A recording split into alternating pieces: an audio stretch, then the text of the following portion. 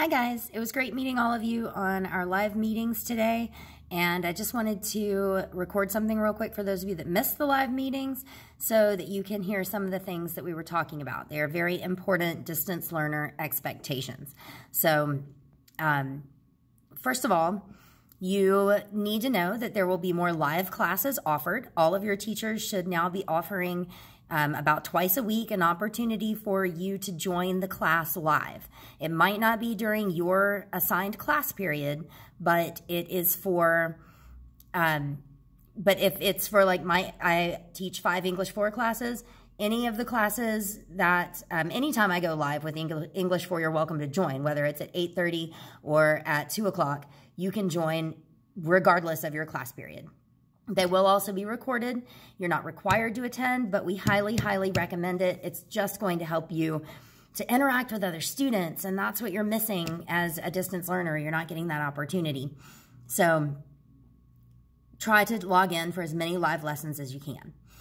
The second thing that you need to know about is a purposeful time for student-teacher interaction, and which is conference time, and that's just one-on-one.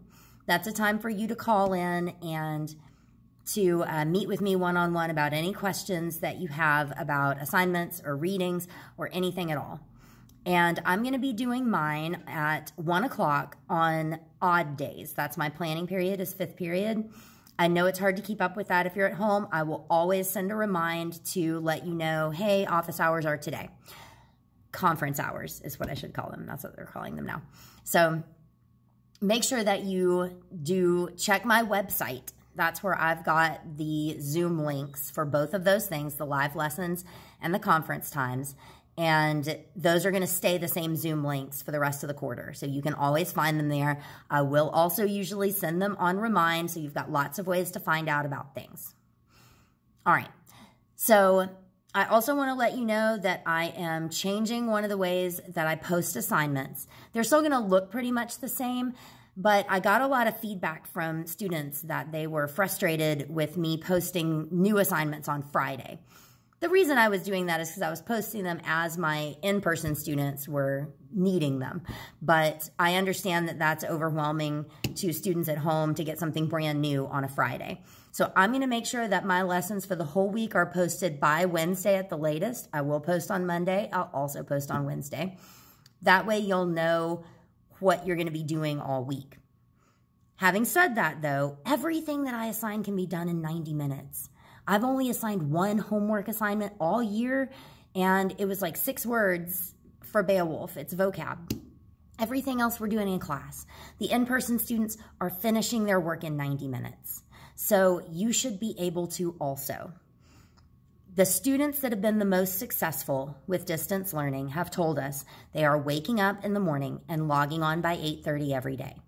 They are keeping track of the odd days and the even days so that they're working on their 4 odd classes on odd days and their 4 even classes on even days. If you're working on 4 classes a day, that should be about 4 hours of work, maybe up to 6, 4 to 6 hours a day. And I know that sounds like a lot, but you've got to understand you are making up for an entire school day at home. So you can expect this is going to be a lengthy amount of work. Try to get in the habit of doing the assignments on the day they post. That is going to help you in a couple of ways. And I'll explain a little more in a minute. So I have 4 main expectations for you as a distance learner. 1, I expect you to log on every day and check your assignments. 2, I expect you to do the work the day it is assigned or the day that it is labeled. Do not wait until Friday or the weekend to do the work for the whole week. You're going to get overwhelmed, you're going to get behind, and as I'll explain in a minute, you'll probably get marked absent also. When you need to contact me, please contact me on email or Remind. Those are the best ways to get in touch with me. Those messages on Kiddom, they just get lost in the mix, and they end up, like, I'll get them on email, but then when I go to Kiddom, I can't find where to reply. And if I do reply, then you can't find my response. So you may have noticed if you are sending me a message on Kiddom, I'll probably reply on email or Remind because those just work better, and I'm pretty sure you're getting them. So stick with those 2, email and Remind. The And you need to attend as many live classes as possible for all your classes. You're just going to be more successful that way. All right, so I want to talk about attendance real quick. There's been a lot of confusion about attendance. We take attendance through Clever, so you have to make sure that you are logging in through Clever. But we also double check that you are doing your work. So if Clever tells us you have not logged in, but you're turning in your work, you're obviously getting onto Kiddom somehow. But if you're not logging into Clever and you're not turning in the work on time, you're going to get marked absent. That's why you need to do the work the day it posts. Don't wait till Friday. If you're waiting until Friday or the weekend, you're not doing the work on the days that we're checking attendance.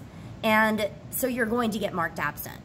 So please make sure that you are logging on every day, checking for your classwork in even or odd classes, communicate with your teachers, and make sure that you are working diligently. Even those little assignments that you think aren't for a grade, they're there for a reason, okay?